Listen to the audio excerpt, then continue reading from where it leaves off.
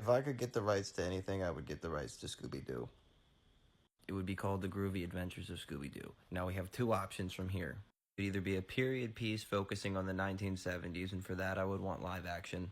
Or if it was animated, this would be a continuation where the gang is now approximately 30. I like the idea that the gang is split up similar to the first live-action movie, and I want to get them back together, and that's the immediate premise. Velma is in a relationship with this girl.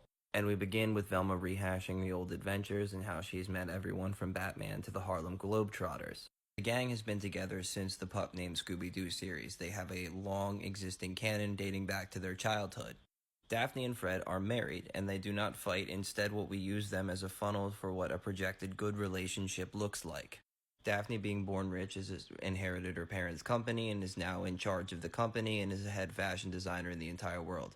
Fred is a stay-at-home father, and he will project what I call stay-at-home dad energy. He's a super father taking care of their numerous children, because we all know these two need to get busy. Now, Scooby and Shaggy are obviously still together living a bachelor lifestyle.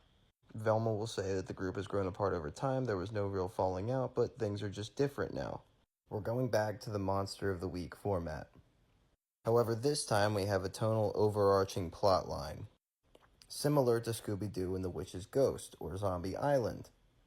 The gang are all special invited guests to a Hex Girls reunion tour in Coolsville. But before the band can perform, they've been kidnapped by insert mystery villain here. Is it magic? Is it sci-fi? Is it aliens? Find out.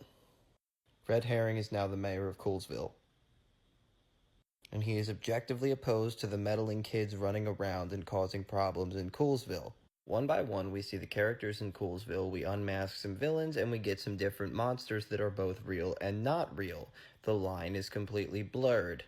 They save the Hex Girls through the Monster of the Week format, and the season ends with the unmasking of the master villain that has been manipulating Coolsville this entire time.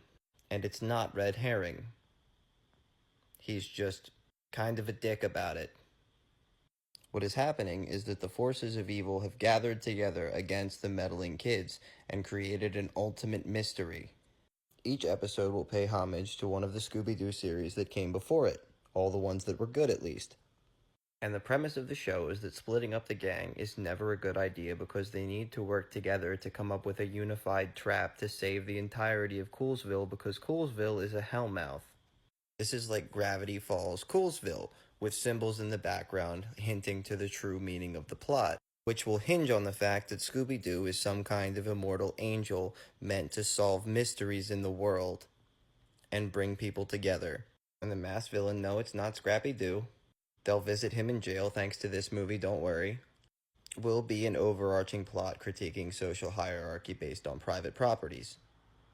Because the cost of living has been too inflated in Coolsville, there are a number of abandoned properties. They are being used by the secret organization to house the Hex Girls and also to cause damage to the rest of the town.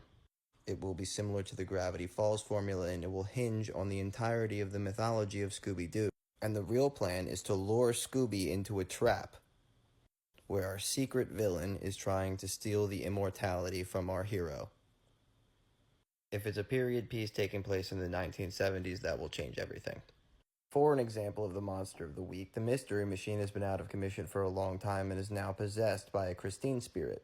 Instead of just rehashing all the old horror from the Scooby-Doo series, we will be touching on the Ghoul School and the Boo Brothers as well, because that's how Velma will piece together the occult knowledge of the mystery that's going on.